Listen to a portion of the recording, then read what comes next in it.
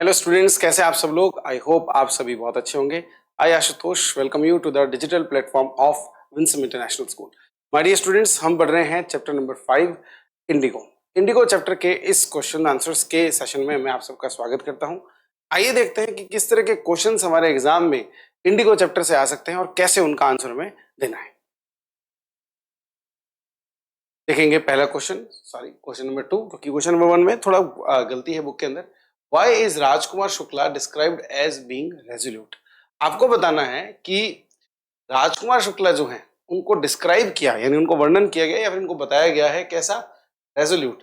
Resolute का अर्थ याद होगा आपको, मैंने चैप्टर में बताया था। इसका अर्थ दृढ़ या अटल होता है, यानी कि अगर कोई पर्सन टस से मस ना हो, अपनी बात पर ही बना रहे तो उसको अपन रेजोल्यूट कहते हैं। तो ऐसा राजकुमार शुक्ला जी को क्यों कहा गया है इस चैप्टर के अंदर, ये आपको बताना है। He had come all the way from Champaran district in the foothills of Himalayas to Lucknow to speak to Gandhi। भाई ये जो है शुक्ला जी, वो कहाँ से, all the way from Champaran district, Champaran district से आगे जो कहाँ थे जी, चंपारण डिस्ट्रिक्ट कहाँ, in the foothills of Himalayas, Himalayas के फुटहिल्स में पड़ा एक जो है एक डिस्ट्रिक्ट है चंपारण, वहां से ये लखनऊ आ गए। किससे बात करने के लिए, गांधी जी से बात करने के लिए। एक बहुत बड़ा डिस्टेंस इन्होंने कवर किया, किस लिए, सिर्फ गांधी जी से बात करने के लिए।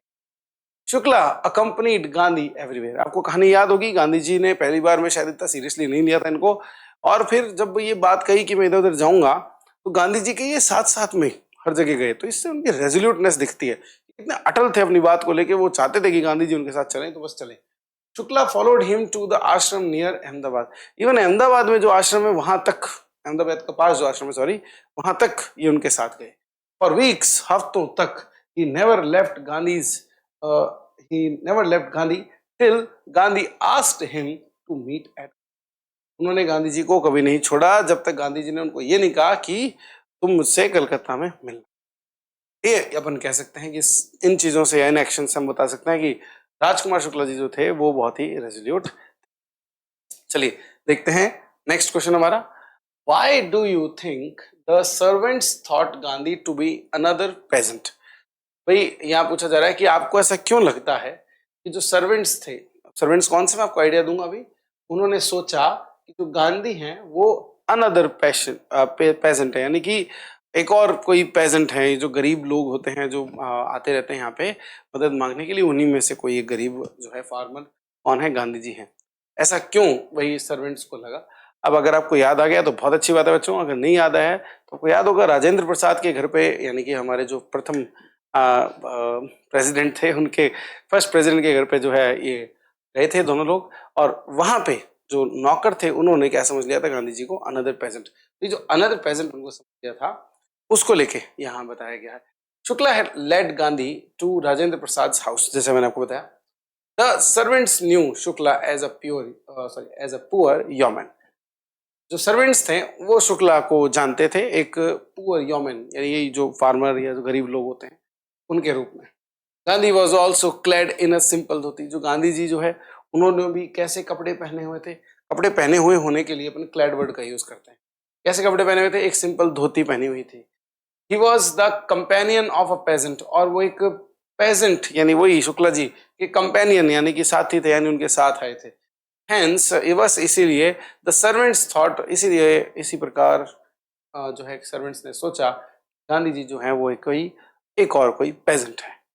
समझ में आया, सीधा सपट देखो जवाब है 3-4 लाइन के अंदर, सही तरीके से देना। वर्ड्स की लिमिट वहां पे पता होती है, जितनी देखो वर्ड्स की लिमिट दे रखी है ना, अकॉर्डिंगली अपन को क्या है अपने आंसर्स को बड़ा कर देना, स्टोरी का जो लाइन है वो थोड़ा सा पीछे से ले लेना और डिस्क्रिप्शन ज्यादा बढ़ा देना। बस इस तरीके से आंसर दोगे तो काम बन जाएगा। अगर अपने 30-40 वर्ड्स वाला है तो इतना बहुत रहेगा आपके लिए। अब देखते हैं आगे नेक्स्ट क्वेश्चन कैसे होगा।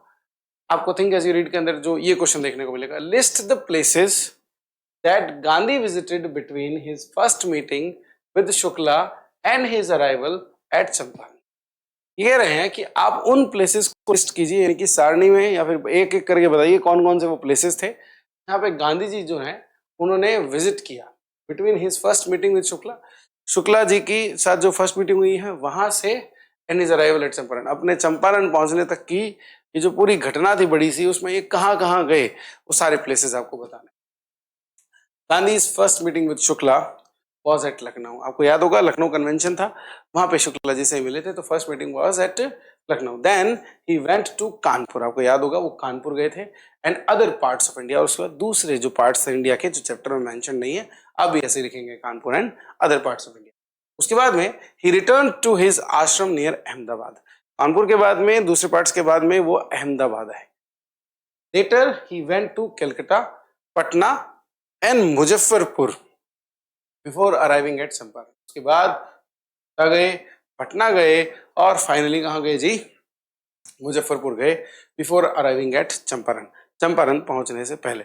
ये एपिसोड बहुत बड़ा हो गया था, अगर आपको याद हो तो। चंपारण सीधे सिंपल पहुंचना जो था वो गांधी जी का मोटो नहीं था, या फिर आप ऐसे कह दीजिए कि ऐसा हुआ नहीं। भाई चंपारण पहुंचना उनकी डेस्टिनी थी, लेकिन वो पहुंचना जो है वो इतना ड्रामेटिक हो गया था कि चंपारण पहुंचते पहुंचते वो कई जगहों पे गए, और काफी लंबा समय जो है उनको वहां पहुंचने में लग गया। लेकिन उसका एक बहुत बड़ा इम्पैक्ट था, वो आप सब भी जानते हैं पूरे चैप्टर के अंदर। भाई जैसे ये क्वेश्चन अपन को इतने वर्ड्स में लिखना है तब तो ठीक है, मान लीजिए अगर इनको ज्यादा वर्ड्स में लिखने का यही क्वेश्चन अगर आ जाता है, तो आपको सिंपली हर एक जगह के बारे में थोड़ा सा डिस्क्रिप्शन और देते जाना है। हाँ, जैसे कानपुर के बाद में वो अहमदाबाद गए, तो शुक्ला जी ने उनको वहां भी क्या किया, फॉलो किया, ये वाली बात आप लिख सकते हो। फिर जैसे जैसे वो कैलकाटा गए, तो कैलकाटा में वो किसी से मिले या नहीं मिले, फिर वहां पे कैलकाटा के अंदर जो मिलने वाले थे किससे, शुक्ला जी से, वहां वो मिले कि नहीं मिले ये बताओगे। फिर पटना क्यों गए थे, उसके बाद फिर मुजफ्फरपुर क्यों गए थे। ये जो सारी घटनाएं हैं, ये अगर आप इनको लाइन से बताते जाओगे कि क्यों और वो गए थे ऐसे, ये आपका जो आंसर है थोड़ा सा बड़ा हो जाएगा बच्चों। बस यही काम करना होता है। आप ना आंसर की लेंथ को बढ़ाना सीख जाइए। अगर आपने चैप्टर अच्छे से पढ़ा है, आपकी इंग्लिश पे जो पकड़ है वो साउंड है, तो आप लेंथ को बढ़ा लोगे। इंग्लिश पे साउंड पकड़ अगर साउंड नहीं है तो फिर इशू हो सकता है। तो ट्राई कीजिए, जितना आप लिखेंगे ना उतना ही आपके लिए बेहतर है। इस तरह की लैंग्वेज में लिखेंगे, आपका ये क्वेश्चन में तो नंबर पूरे मिल जाएंगे। What did the peasants pay the British landlords as rent? सुन रहे हैं जी, कि पेजेंट्स जो है वो पे करते थे, यानी भुगतान करते थे ब्रिटिश लैंडलॉर्ड्स को रेंट के रूप में। और वही पूछा हुआ है, क्या क्या चीज वो रेंट के रूप में ब्रिटिश लैंडलॉर्ड्स को पे करते थे। What did the British now want instead and why. अब ब्रिटिश जो लोग हैं, फिर वो इसके बजाय क्या चाहते थे और क्यों चाहते थे। भाई पहले तो कुछ रेंट पे दिया करते थे, अब उसकी बजाय कुछ और चाहते थे, और क्यों, ये पूछा है। What would be the impact of synthetic indigo? Synthetic Indigo धीरे धीरे याद आ रहा होगा आपको, जर्मनी में डेवलप कर लिया गया है। उसका जो इम्पैक्ट है वो क्या पड़ेगा on the prices of natural indigo. Natural indigo की जो प्राइजेस है उन पे क्या इम्पैक्ट पड़ेगा अगर सिंथेटिक इंडिगो जो है वो मार्केट में आ जाएगा। तो ये आपसे जनरली भी पूछ लिया है। तो देखो छोटा सा बड़ा सा क्वेश्चन है, इसमें दो तीन चीजें आपसे पूछ ली हैं। अब उनको इतने ही वर्ड्स में अगर लिखना है तो इतने ही वर्ड्स में लिखोगे, बड़ा कैसे करना है मैं साथ साथ में बताता चलूंगा। The peasants paid the British landlords indigo as rent। हाँ जी, तो पहली बात जो पूछा गया है कि क्या वो रेंट के रूप में देते थे, तो वो था इंडिगो। तो अपन ने देखो वही का वही सेंटेंस लिखा हुआ है, the peasants paid the British landlords indigo as rent। तो रेंट के तौर पे क्या देते थे, इंडिगो देते थे। Now Germany had developed synthetic Indigo. Germany ने क्या डेवलप कर लिया था जी, सिंथेटिक इंडिगो डेवलप कर लिया था। सिंथेटिक आपको अगर याद हो बच्चों, लैब में बनाई जाती है जो चीज या मैन मेड होती है उसको सिंथेटिक कहते हैं, जो उगाया जाता है वो नेचुरल हो जाता है। So the British landlords wanted money as compensation for being released from the 15% agreement. तो ये कह रहा है कि जो ब्रिटिश हैं, इसीलिए क्योंकि सिंथेटिक इंडिगो बन गया था, जो ब्रिटिश लैंडलॉर्ड्स हैं वो पैसे चाहते थे कंपनसेशन के रूप में, है ना, कि भाई अब वो जो लैंड अपनी दे रहे हैं जिसमें वो खेती कर रहे हैं उसमें कंपनसेशन चाहेंगे। वो पहले 15% में इंडिगो उगा के इंडिगो ले लिया करते थे। ये वाली पूरी कहानी आप लिख सकते हो अगर आपको बड़ा चैप्टर बनाना हो तो, सॉरी बड़ा आंसर बनाना हो तो उसके अंदर ये पूरी कहानी को लिख सकते हो आप कि 15% का एग्रीमेंट एक्चुअली में है क्या। फिर आप ये कह सकते हो कि इसको हटाने के लिए compensation for being released from the 15% agreement, ये जो 15% का अरेंजमेंट था, सॉरी, उसको हटाने के लिए जो कंपनसेशन है वो चाहते थे भाई जो भी अपने शेयर क्रॉपर्स थे उनसे। The prices of natural indigo would go down due to the synthetic indigo। अब आपसे पूछा गया था, एक सीधी लाइन में आपने बता दिया कि जो प्राइसेस ऑफ नेचुरल इंडिगो है ना, उसका क्या, वो क्या होंगे, वो नीचे चले जाएंगे, वो नीचे चले जाएंगे ड्यू टू सिंथेटिक इंडिगो। देखो जो भी मैनमेड चीजें होती हैं सिंथेटिक होती हैं वो आमतौर पर सस्ती होती हैं, नेचुरल इंडिगो जो नील है उसको उगाने में क्या लगता है, टाइम लगता है, पैसा लगता है, मेहनत लगती है, तो उसकी बजाय लोग जो है सिंथेटिक इंडिगो को प्रेफर ज्यादा करेंगे क्योंकि वो चीज रेडिली अवेलेबल होगी, जल्दी अवेलेबल हो जाएगी, साथ ही साथ में अपन कह सकते हैं कि उसमें पैसे भी कम लगेंगे, रेट भी कम होगी, तो ऑब्वियस सी बात है इसकी जो प्राइस है वो क्या चली जाएगी, अब नीचे चली जाएगी, उससे तो नीचे ही करना पड़ जाएगा उसको, बस ये बात थी। आइए देखते हैं next question. Think as you read में question number 1, the events in this part of the text illustrate Gandhi's method of working। ये जो टेक्स्ट का ये जो पार्ट है उसमें जो इवेंट्स हो रहे हैं ये इलस्ट्रेट करते हैं यानी डिस्क्राइब करते हैं यानी बताते हैं Gandhi's method of working, Gandhi ji के काम करने के तरीके को बताते हैं। Can you identify some instances of this method, क्या आप इस मेथड के कुछ जो इंस्टेंसेस है यानी एग्जांपल के तौर पे कुछ अगर कुछ अगर ऐसी सिचुएशंस हुई हैं तो आप उनको कुछ को आइडेंटिफाई कर सकते हैं क्या, एंड लिंक देम टू, और उनको जोड़ सकते हैं टू हिज आइडियाज ऑफ सत्याग्रह, तो उनका जो सत्याग्रह का आइडिया था उससे उनको लिंक कर सकते हैं, जोड़ सकते हैं, और जो नॉन वायलेंस का आइडिया था उससे जोड़ सकते हैं, लिंक कर सकते हैं क्या। आइए देखते हैं कैसे इसका आंसर देना। Gandhi ji is policies politics was intermingled with the day to day problems। Gandhi ji की जो पॉलिटिक्स थी वो इंटरमिंगल्ड मतलब आपस में कनेक्टेड थी, मिली जुली हुई थी, इससे day to day problems of millions of Indians, जो मिलियंस ऑफ इंडियंस हैं, लाखों जो लोग हैं इंडियंस हैं, उनकी प्रॉब्लम्स से क्या थी, वो मिंगल्ड थी। ही अपोज्ड अनजस्ट लॉज, उन्होंने कोई भी अगर ऐसा नियम होता था जो अनजस्ट होता था, अनजस्ट मतलब जो न्यायपूर्ण नहीं है, यानी कि जिसमें न्याय नहीं है, जिसमें जस्टिस नहीं है, उसको अनजस्ट कहते हैं। He was ready to court arrest for breaking such laws, और वो हमेशा तैयार थे अपने जो अरेस्ट है उसको एक्सेप्ट करने के लिए, हाँ भाई कर लो मुझको अरेस्ट, और ब्रेकिंग सच लॉज, इस तरह के लॉज को तोड़ने के लिए वो हमेशा तैयार हो जाते थे, ठीक है भाई कर दो, जेल में बंद कर दो, एंड गोइंग टू जेल, और जेल में जाने के लिए भी तैयार रहते थे। The famous Dandi march to break the salt law is another instance, जो एक इनका फेमस दांडी मार्च था, हम सब लोगों ने गांधी जी की और अब तक पढ़ते आए हैं, और उसमें आपने सुना ही होगा कि दांडी मार्च जो है वो उन्होंने किया था, जिसमें बहुत सारे लोग जो हैं वो दांडी की तरफ गए थे to break the salt law, किस चीज को तोड़ने के लिए, नमक का जो कानून था उसको तोड़ने के लिए। इज अनदर इंस्टेंस, ऐसा ही एक इंस्टेंस है। इस पूरी लाइन का मतलब क्या हुआ, जो दांडी मार्च था बहुत ही फेमस हुआ था, वो एक और इस चीज का एग्जाम्पल है जो हमें ये सब चीजें, ये क्वालिटी बताती हैं गांधी जी की सत्याग्रह और नॉन वायलेंस वगैरह। The resistance and disobedience was peaceful, ये जो रेजिस्टेंस था यानी कि विद्रोह था, और डिसओबीडियंस यानी कि अवज्ञा यानी कि बात को ना मानना, तो वही रेजिस्टेंस यानी विद्रोह, नहीं मानेंगे भाई आपकी बात, हम आपके साथ एग्री नहीं करते, इसको रेजिस्टेंस कहते हैं। और डिसोबीडियंस, ठीक है आपका जो भी रूल हो हम नहीं मानने वाले वाला, क्योंकि ये रूल सही नहीं है इसलिए हम नहीं मानेंगे। ये जो दोनों चीजें थी ये पीसफुल थी, ये बड़ी बहुत पावरफुल बात है, आप इसको सीखेंगे आप। ये जो दोनों चीजें थी इनकी वो क्या थी, पीसफुल थी, and a fight for truth and justice, और किस चीज के लिए थी जी, सच के लिए और जस्टिस के लिए थी, न्याय के लिए। This was linked directly to his ideas of satyagraha and non violence, और अपन कह सकते हैं कि ये जो चीजें थी ये डायरेक्टली लिंक थी इनसे, सत्याग्रह और नॉन वायलेंस से। नॉन वायलेंस का अर्थ बच्चों अहिंसा होता है, यानी हिंसा ना करना, शांति बनाए रखना। क्वेश्चन नंबर 1, आइए देखते हैं अलग वाले पेज पे। Why did Gandhi agree to a settlement of 25% refund to the farmers. आइए समझते हैं कि गांधी जी ने ये जो सेटलमेंट था उससे कैसे या क्यों अग्री कर लिया। सेटलमेंट कौन सा, 25% रिफंड वाला टू द फार्मर्स। रिफंड का अर्थ होता है पैसे वापस करना। आपको याद होगा फार्मर्स से लैंडलॉर्ड ने पैसे ले लिए थे कंपनसेशन के तौर पे, और फार्मर्स ने दे दिए कि ठीक है भाई हम अपनी खेती पूरी कर लेंगे। थोड़ा सा बेवकूफ थे, इलिटरेट थे, पढ़ते, तो दे दिए। अब फिर ये पूरा सारा सीन हुआ, आपको पता है चंपारण जाना वगैरह, और पूरा आंदोलन सा हो गया।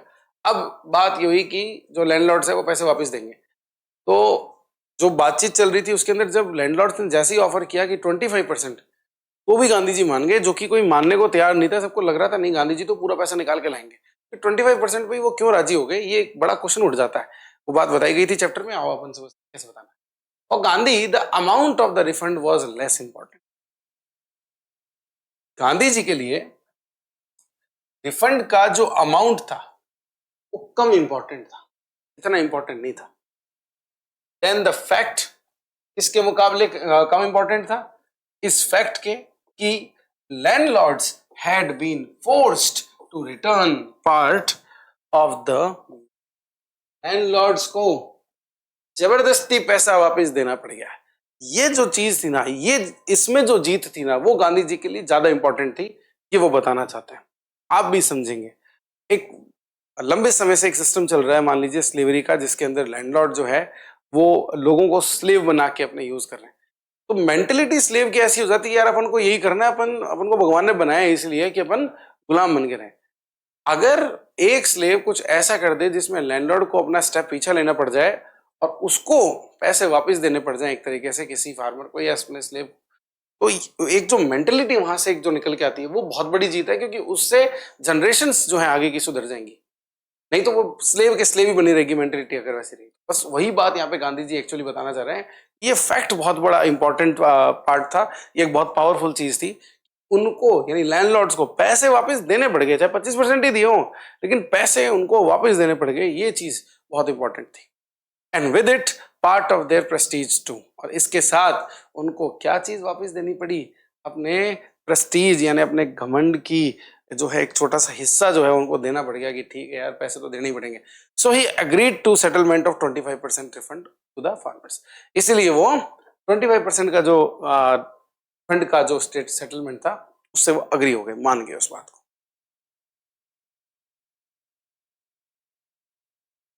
How did the episode change the plight of the pageants.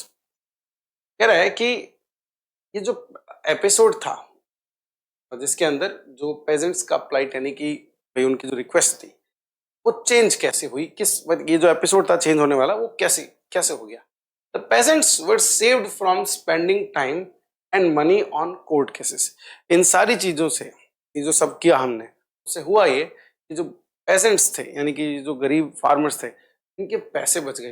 ये लोग अपना क्या पैसे और टाइम जो है वो खर्च करते थे कोर्ट वगैरह के अंदर, कोर्ट केसेस के अंदर, जिसके अंदर कोई मतलब नहीं था, क्योंकि जो जज थे वो भी अंग्रेज थे और जो लैंडलॉर्ड थे वो भी अंग्रेज थे। मतलब after some years the British planters gave up control of their states.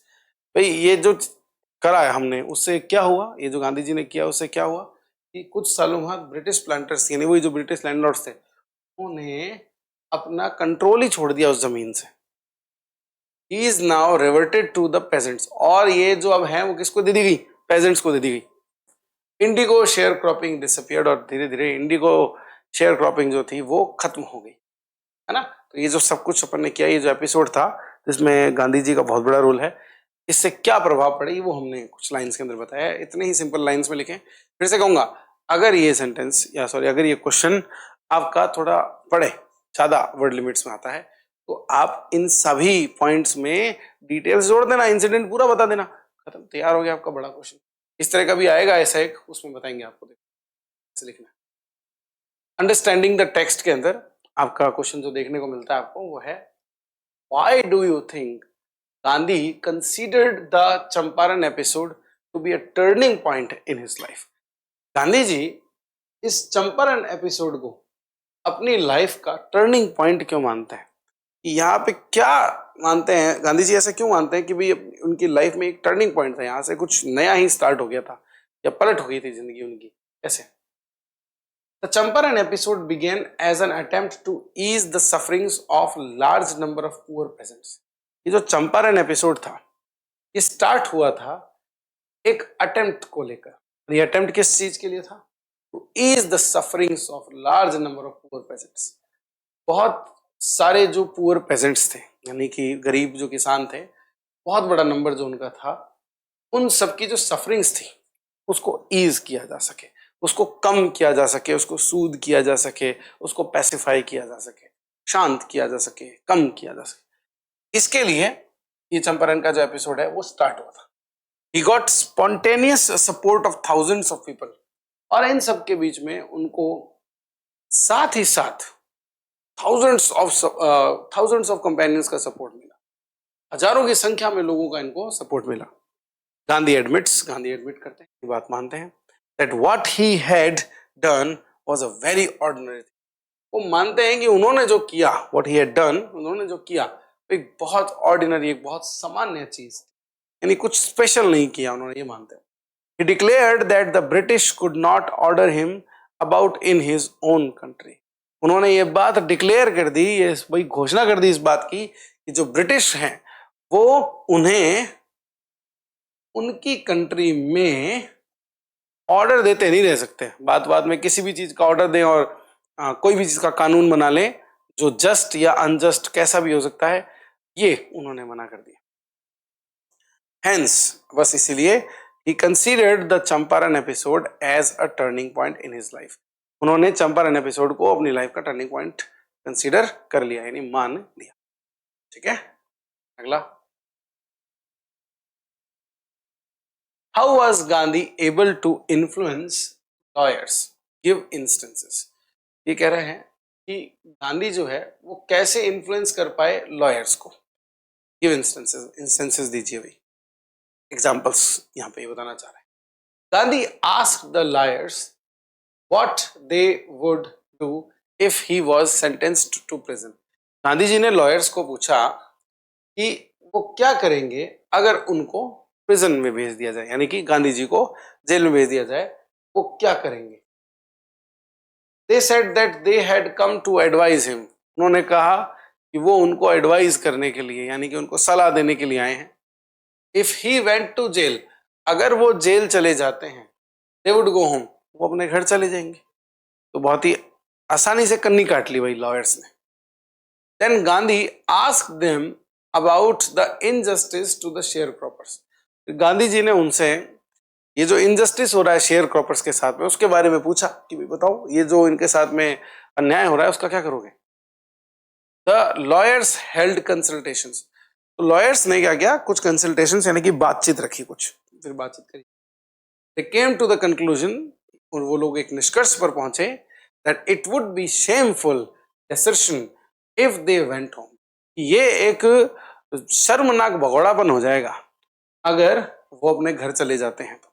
So they told Gandhi, तो इसलिए उन्होंने गांधी जी को कहा that they were ready to follow him into the jail, कि हम लोग आपको जेल के अंदर फॉलो करेंगे गांधी जी, आप आगे बढ़े। तो ये बात सुन के गांधी जी बहुत खुश हुए थे। फिर आगे आपको याद होगा उन्होंने प्लान्स बनाए, पेयर्स बनाए कि कैसे कैसे जेल के अंदर उन लोगों को अपना अरेस्ट देना है, ये सारी चीजें थी। आप आगे भी जोड़ सकते हो, बट अपना यहाँ तो आपको सिर्फ बताना है कि गांधी जी लॉयर्स को कैसे इन्फ्लुएंस कर लिया था। गांधी जी का सिंपल सा तरीका था नॉन वायलेंस। किसी चीज के लिए किसी को बोलना नहीं है, रिक्वेस्ट करना नहीं है, लेकिन उनको रियलाइज कराना है कि भाई साहब आपको कुछ करना है कि नहीं करना। कोई काम किया है यहाँ पे लॉयर्स के साथ। एक दो लाइन्स इसमें आप और जोड़ सकते हो अगर इसको बड़ा करना है तो। जैसे you may add that Gandhi asked them for the betterment of share croppers, और उसके बाद में फिर आप ये बात जोड़ सकते हैं कि that the lawyers resisted in the beginning. इस तरह की लाइंस जोड़ सकते हैं आप, और फिर ये वाली बात को पूरा लिख सकते हैं कि जैसे लिखा ना कि अगर उन्होंने, वो तो एडवाइस करने के लिए आए हैं, अगर वो जेल चले जाते हैं तो वो घर चले जाएंगे, ये लाइन फिर आप लिख सकते हैं। उसके बाद में गांधी जी का जो रिएक्शन टोटल है पूरा, एक एक चीज को बताना है आपको, तो फिर वहां पे आपको ये वाली बात भी मेंशन करनी है कि लॉयर्स ने फीस भी ली है शेयर क्रॉपर्स से, और वो क्लेम करते हैं ये बात कि उन्होंने शेयर क्रॉपर्स की मदद की है। तो मदद वो मदद होती है जो पहले करी उन्होंने, वो जो एक केस वेस लड़े मान लीजिए अगर कुछ, या फिर ये जो रियल मदद उनके लिए अब उनको करनी चाहिए वो एक मदद होगी। ये बात उन्होंने रियलाइज की, तो उस वाली बात को भी आप मेंशन कर सकते हैं that they had claimed that they are the servants of these sharecroppers, they have been a service to these sharecroppers. ये वाली बात को भी आप इसमें ऐड कर सकते हो अगर इसका लेंथ, अगर मान लीजिए आपको आंसर को बढ़ाना हो। ठीक है, आइए देखते हैं आगे और किस तरह के क्वेश्चन है। What was the attitude of the average Indian in smaller localities towards advocates of home rule? इन्होंने कहा कि जो स्मॉलर लोकेलिटीज थी, छोटे मोटे जो कस्बे थे, उनमें एक एवरेज इंडियन जो होता था, एक नॉर्मल जो इंडियन इंसान है जो घर में रहता है, उसका एटीट्यूड क्या था, किसकी तरफ, एडवोकेट्स ऑफ होम रूल की तरफ। होम रूल आपको याद होगा बच्चों, होम हो गया घर, रूल हो गया शासन, स्वशासन यानी घर का शासन, बाहर का कोई आके शासन नहीं करेगा, अंग्रेज शासन नहीं करेंगे, इंडियन शासन करेंगे। इसके एडवोकेट्स यानी कि इसके वकील या इसको जो मानते थे कि हाँ भाई ऐसा ही करना चाहिए, उस तरह के लोग जो क्रांतिकारी एक तरीके से कहला सकते हैं, उन लोगों के लिए ये बात कही जा रही है कि उनका जो एटीट्यूड, सॉरी, इनकी तरफ जो नॉर्मल लोग थे, नॉर्मल इंडियन, उनका एटीट्यूड क्या था, ये पूछा है इसने। आइए देख बताते हैं कैसे होता है। The average Indians in smaller localities were afraid to show sympathy for the advocates of home rule. जो एवरेज इंडियंस थे स्मॉलर लोकेलिटीज में, वो डरे हुए थे या डरते थे किस चीज से, कि अगर उन्होंने एडवोकेट जो है होम रूल के उनको सिंपैथी दिखाई तो उनके साथ अच्छा नहीं होगा, तो वो डरते थे इस बात से, सिंपैथी दिखाने के लिए। सिंपैथी मतलब किसी की तरफ दया दिखाना बच्चों। Gandhi stayed at Muzaffarpur for 2 days। Gandhi ji जो है मुजफ्फरपुर में रहे 2 दिनों के लिए, at the home of professor Malkani. Professor Malkani के घर पे, एक टीचर जो गवर्नमेंट स्कूल में थे। It was an extra ordinary thing in those days. उन दिनों ये एक बड़ी ही कमाल की चीज थी और गवर्नमेंट प्रोफेसर, एक गवर्नमेंट प्रोफेसर के लिए, गिव शेल्टर टू वन, एक ऐसे पर्सन को शेल्टर यानी एक ऐसे पर्सन को पनाह देना, हु अपोज द गवर्नमेंट, जिसने गवर्नमेंट को अपोज कर रखा था, यानी कि जो गवर्नमेंट की मानते नहीं थे, यानी गांधी जी, उनको पनाह दे रखी थी हमारे प्रोफेसर मलकानी ने, जो कि खुद एक गवर्नमेंट सर्वेंट है, गवर्नमेंट के प्रोफेसर हैं, गवर्नमेंट की तरफ से क्या करते हैं, कॉलेजेस वगैरह में पढ़ाते हैं, गवर्नमेंट से सैलरी लेते हैं, तो उनके घर पे क्या है, गांधी जी को पनाह मिली। तो बड़ी कमाल की बात थी ये। यहाँ से पता चलता है कि जो एक एवरेज इंडियन थे उनका, आप कह सकते हैं कि एटीट्यूड क्या था।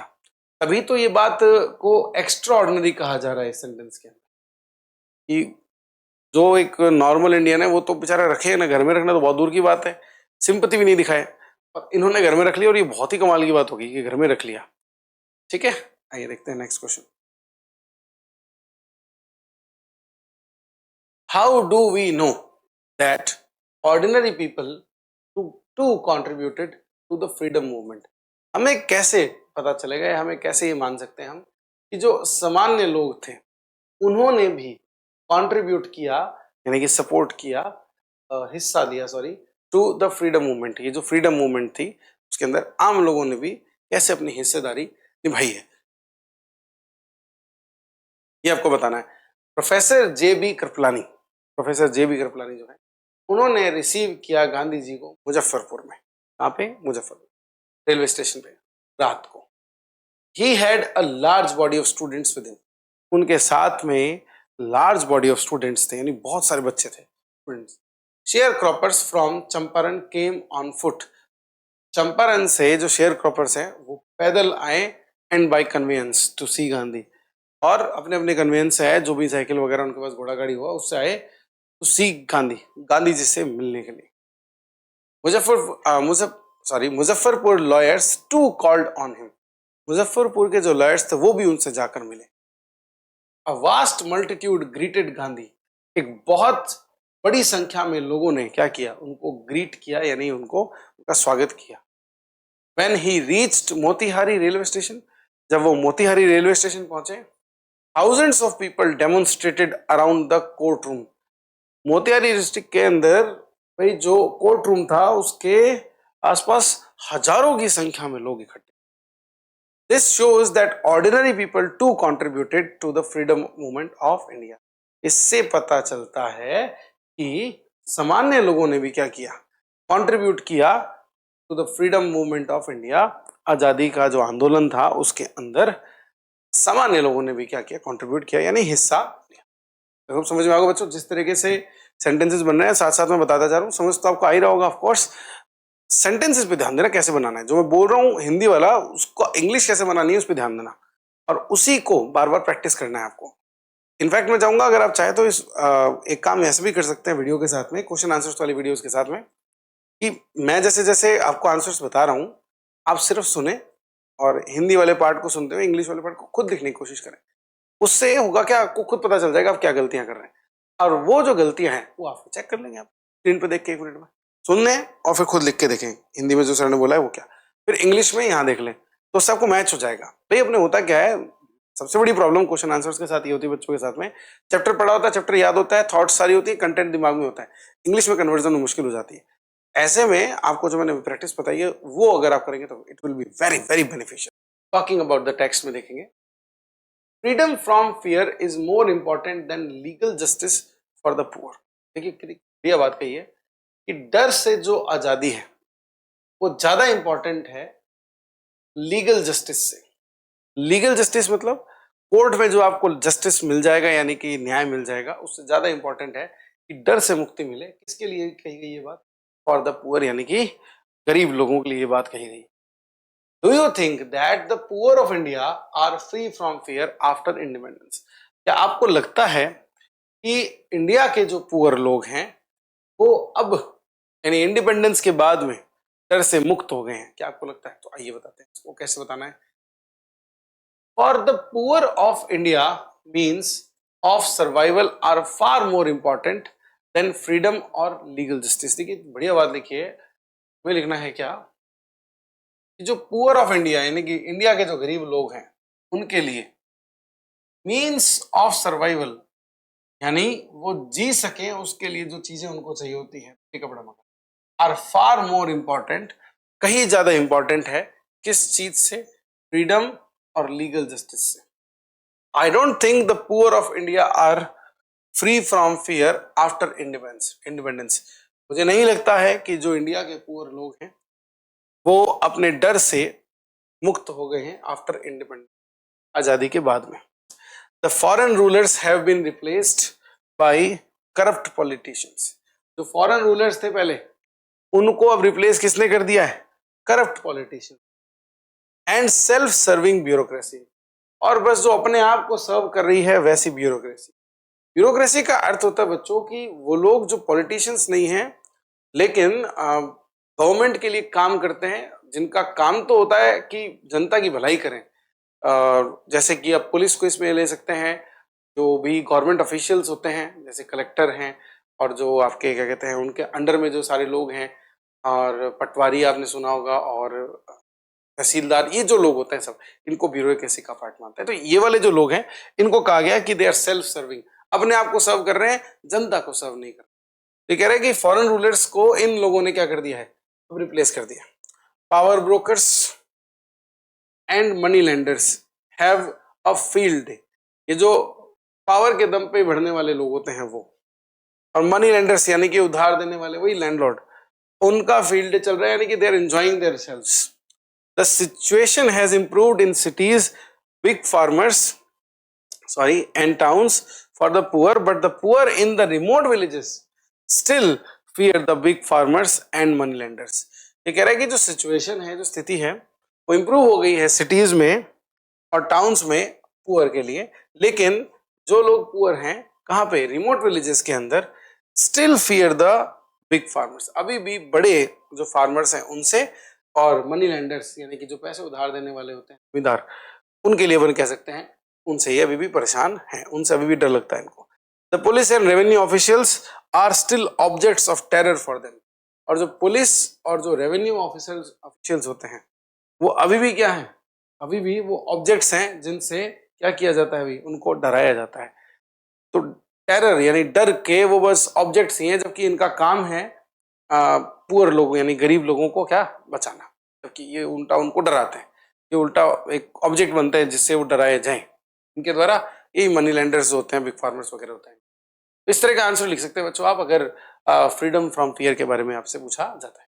The poor landless workers have to still work hard to make both ends meet.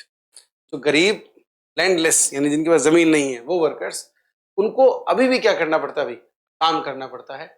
To make both hands meet. To make both hands meet का मतलब होता है बच्चों काम चलाना है, और या फिर इसका मीनिंग होता है टू सर्वाइव, ताकि क्या आपका काम चल सके। Peasants and tenant farmers have to borrow money. जो गरीब लोग होते हैं और जो टेनेंट फार्मर्स होते हैं, यानी कि जो फार्मर यानी कि आप कह दीजिए किसान तो है लेकिन टेनेंट है, टेनेंट मतलब जमीन उसकी नहीं है, हैव टू बोरो मनी, उनको पैसे क्या करने पड़ते हैं? बोरो करने पड़ते हैं, उधार लेने पड़ते हैं फ्रॉम रिच मनी लेंडर्स, जो अमीर मनी लेंडर्स यानी कि पैसे उधार देने वाले हैं, ऑन एक्सॉर्बिडेंट रेट्स, ऐसे रेट्स पे जिसका कोई मतलब ही नहीं, बहुत ज्यादा रेट्स पे, इस तरह के इंटरेस्ट की जो रेट्स होती है उन पे, which usually they fail to repay, तो आमतौर पे वो क्या करते हैं, रीपे नहीं कर पाते, नहीं दे पाते, due to failure of monsoon और बैड क्रॉप्स। ये कब ऐसा हो जाता है भाई, अगर मॉनसून जो है अगर खराब हो जाए या बैड क्रॉप्स आ जाए, यानी कि फसल खराब हो जाए, तो फिर वो पे नहीं कर पाते हैं इस चीज को। Cases of small farmers committing suicide are quite common. भाई जो स्मॉल फार्मर्स, छोटे जो फार्मर्स होते हैं, उनके सुसाइड कमिट करने के जो केसेस हैं वो बहुत ज्यादा कॉमन हो गए हैं। If this is not due to fear, अगर ये डर के कारण नहीं है, what is the reason behind it, इसके पीछे का कारण क्या है। ऐसा आंसर लिख सकते हैं बच्चों, इस तरह का आंसर लिखेंगे, चीज क्लियर हो जाएगी एकदम। थोड़ा सा थॉट इसके अंदर क्या है कि चैप्टर से अलग है, बट यस इस तरह के ही आंसर को आप लिखोगे तो नंबर अच्छे अपन को। The qualities of a good leader, आपको सिंपली एक छोटा सा ऐसे लिखना है, qualities of a good leader. आपको जो नंबर ऑफ वर्ड्स है वो लिखे रखे होंगे, तो अकॉर्डिंगली आइए बढ़ते हैं कैसे लिखना है गुड लीडर की क्वालिटीज को। अ good leader has a mass appeal. एक जो गुड लीडर, एक अच्छा लीडर जो होता है, उसके पास मास अपील, मास का अर्थ होता है बड़े लेवल पे, और अपील मतलब अगर वो कभी आह्वान करे यानी बुलाए अपने सपोर्टर्स को, तो लोग उसके लिए खड़े हो जाए। ही राइजेस फ्रॉम द मासेस, ये बहुत सारे लोगों में से ही क्या होता है, राइज होता है, निकल के आता है। थिंक्स फॉर देम, उनके लिए सोचता है, एंड वर्क्स फॉर देम, और उनके लिए काम करता है। He is sincere in his approach, he is a man of principle. वो अपनी अप्रोच यानी काम करने का तरीका, काम करने का तरीका, वो अपने काम करने के तरीके में सिंसियर यानी कि ऑनेस्ट होता है। He is a man of principles, वो सिद्धांतों का आदमी होता है, यानी प्रिंसिपल्स होते हैं उसके कुछ, और उन्हीं के दम पे चलता है, अपने मन से नहीं चलता है, अपने फायदे के लिए नहीं चलता है। Truth, honesty, patriotism, morality, spirit of service and sacrifice are the hallmarks of a good leader. क्या बताइए, जाइए फटाफट देखते हैं सबको। सच हो गया, ऑनेस्टी मतलब ईमानदारी हो गया, देशभक्ति हो गया, नैतिकता हो गया, स्पिरिट ऑफ सर्विस यानी कि अगर आपको किसी की सेवा करनी है तो वो सेवा भाव हो गया, और सेक्रीफाइस यानी बलिदान हो गया।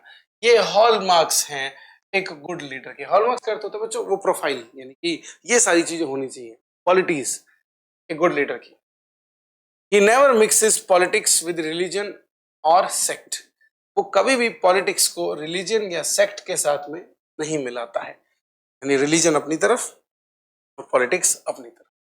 He believes in working for the welfare of the nation, ये जो इंसान है, जो अच्छा लीडर होता है, वो अपने नेशन, अपने राष्ट्र के जो उन्नति है, वेलफेयर है, उसके लिए काम करता है, और उसके लिए काम करने में विश्वास रखता है। एंड डज नॉट थिंक, और नहीं सोचता है, in the narrow terms of class, class यानी कि जो ये जाति होती है, इस जाति के बारे में वो नहीं सोचता है, इसकी जो नैरो टर्म्स है, छोटी छोटी जो बातें हैं या बारीकियां, उनमें ये नहीं फंसता है। कास्ट और religion, corruption and nepotism are two evils that surround a leader in power. बड़ी कमाल की बात लिखी है, आइए ध्यान से सुने। करप्शन और नेपोटिज्म ऐसी दो इविल्स यानी ऐसी दो बुरी ताकतें हैं जो उन्हें, जो उसे सराउंड करती है या उसे घेरती है। किसे, एक लीडर को जो पावर में है, एक लीडर जो पावर में है उसको ये दो क्वालिटीज क्या हैं, घेरती हैं। करप्शन का अर्थ आप जानते हैं, और नेपोटिज्म का अर्थ होता है बच्चों भाई भतीजावाद।